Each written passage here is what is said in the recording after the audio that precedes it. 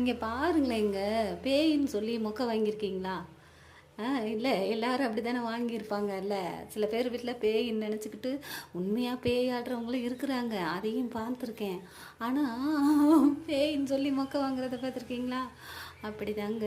நான் ஊரில் இருக்கும்போது, எங்கள் பாட்டி வீட்டில் இருக்கும்போது, எங்கள் சொந்தக்காரங்க வீடு, அதுக்கு திருவிழாவுக்கு போயிருந்தோம். அது ஒரு கிராமம்னு வச்சுக்கோங்களேன், கொஞ்சம் தள்ளி, எங்கள் பாட்டி ஊர்லேருந்து ஒரு 4-5 ஊர் தள்ளின்னு வச்சுக்கோங்களேன். அப்படி போயிருந்தோம். போயிருக்கும்போது, அந்த திருவிழாவுக்கு போயிருக்கும்போது, அங்கெல்லாம் பாத்ரூம் வசதிலாம் கிடையாது, வெளியில் தான் போகணும். எப்படின்னா பகலில் போனால் கொஞ்சம் ரொம்ப தூரமாக போகணும், நைட்டுனா கொஞ்சம் பக்கமாக போகணும்.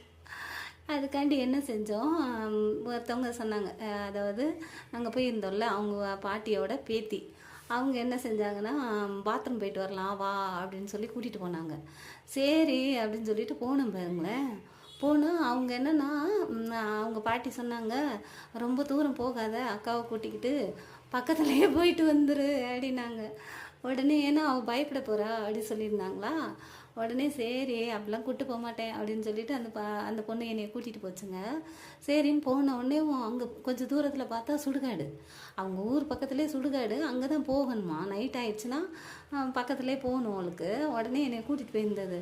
உடனே நான் சொன்னேன், நான் ரோட்லேயே நிற்கிறேன், நீ போயிட்டு வா அப்படின்னு சொன்னேன்னா, உடனே அந்த பொண்ணு சொன்னிச்சு, இல்லை இல்லை வாங்க, ரோட்டில் ஏன் நிற்கிறீங்க, நீங்களும் வாங்க, அப்புறம் லேட் ஆகிடுச்சுன்னா போக முடியாது, வாங்க அப்படின்னு சொல்லி கூப்பிட்டுச்சு.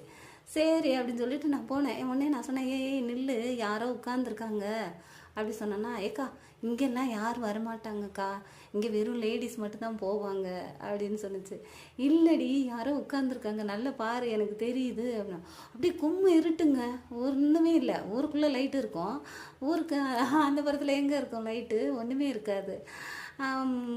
எதுவும் பாத்ரூம் போகணுன்னா கம்மாய் பக்கம் போவாங்களாம், அங்கே போகாமல் இது சுடுகாட்டு பக்கம், ஏன்னா ரோட்டு மேலே இருக்குது அப்படின்னு சொல்லிட்டு போவாங்க. உடனே போனோடனே நான் சொல்கிறேன், இல்லடி யாரோ உட்காந்துருக்காங்க அப்படின்னு.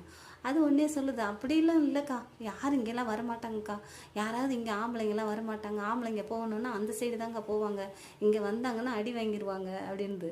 உடனே நான் சொல்கிறேன், இல்லடி யாரோ உட்காந்துருக்காங்க. உடனே சரி நீங்கள் இங்கேயே நில்லுங்க அப்படின்னு சொல்லிட்டு அது போகுது கிட்ட, அங்கே வெறும் செடியாக இருந்தது. உடனே அது கிட்ட போச்சு. நான் சொல்கிறேன், போகாத போகாதன்னு. அது சொன்னிச்சு, ஏக்கா இருக்கா, நம்ம ஊர் தானே, எல்லாம் தெரிஞ்சவங்களாக தான் இருப்பாங்க அப்படின்னு சொல்லிட்டு போச்சுங்க. போய் கிட்ட வரைக்கும் போயிட்டு, ஏக்கா சாந்தியா அப்படியா இப்படியான்னு அவங்க ஊருக்காரங்க பேர் எல்லாம் மொத்தமாக போவாங்க இல்லையா, தெரிஞ்சவங்க பக்கத்து வீட்டில், அவங்க பேரெல்லாம் சொல்லுது.